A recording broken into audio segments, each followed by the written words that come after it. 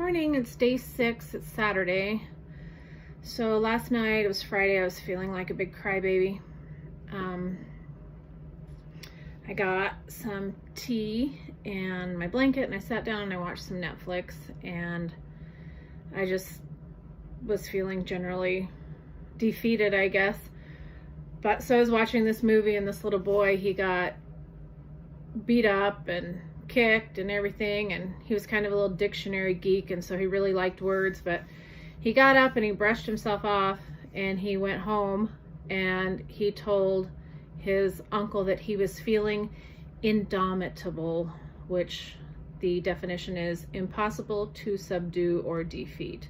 So of course at that moment I was not feeling indomitable at all, but I was just gonna suffer through it and go to bed, knowing that, I was so close to going to bed that I just didn't make any sense to eat.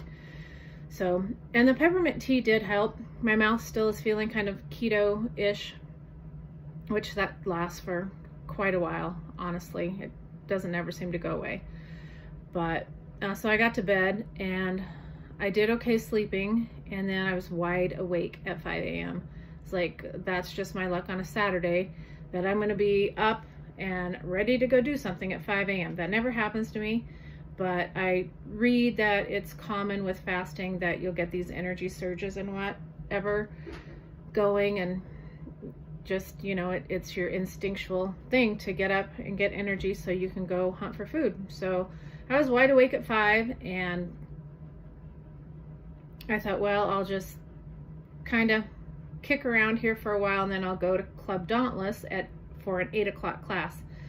Well, I ended up falling back asleep, unfortunately. So I needed the sleep. But sleep is almost as important. I read a study one time that said sleep affected this study group 30% of their weight loss.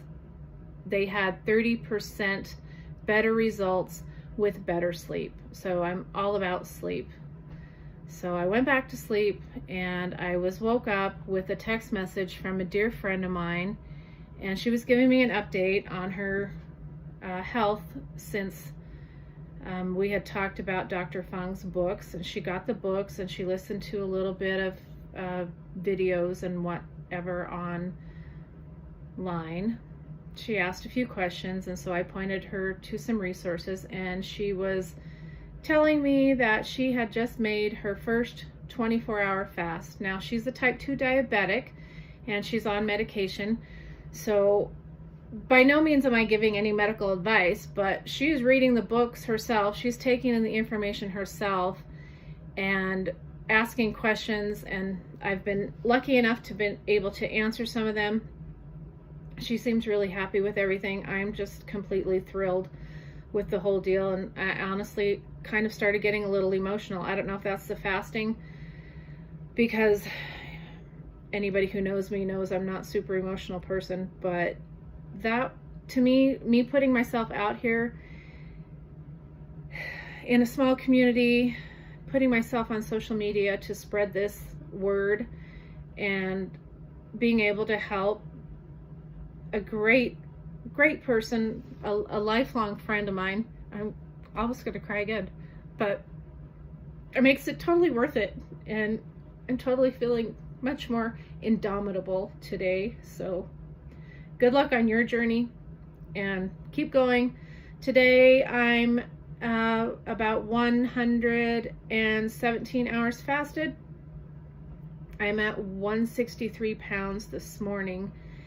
And so my plan today is, of course, I was going to eat. Yesterday I was just certain that I'd be eating something today. I'm just going to keep letting it ride and see how things go.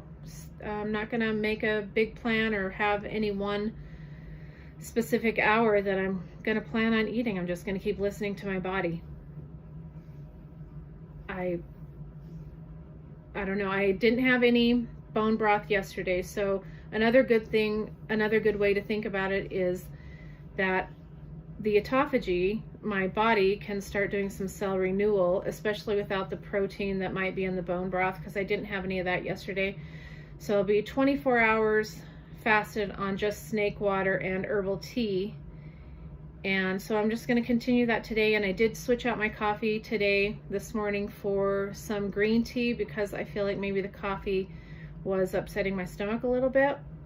So I'm going to go with a little bit of green tea, and then I might try some more peppermint tea today, my snake juice.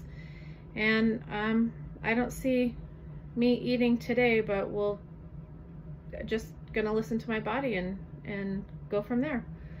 So check in later. Hubby's taking me to the movie tonight at the Lovell High Art. Guess you can't see that, but anyway, so here we go to the movie. The smell of the popcorn's gonna suck, but it can run, but you cannot hide from the smell.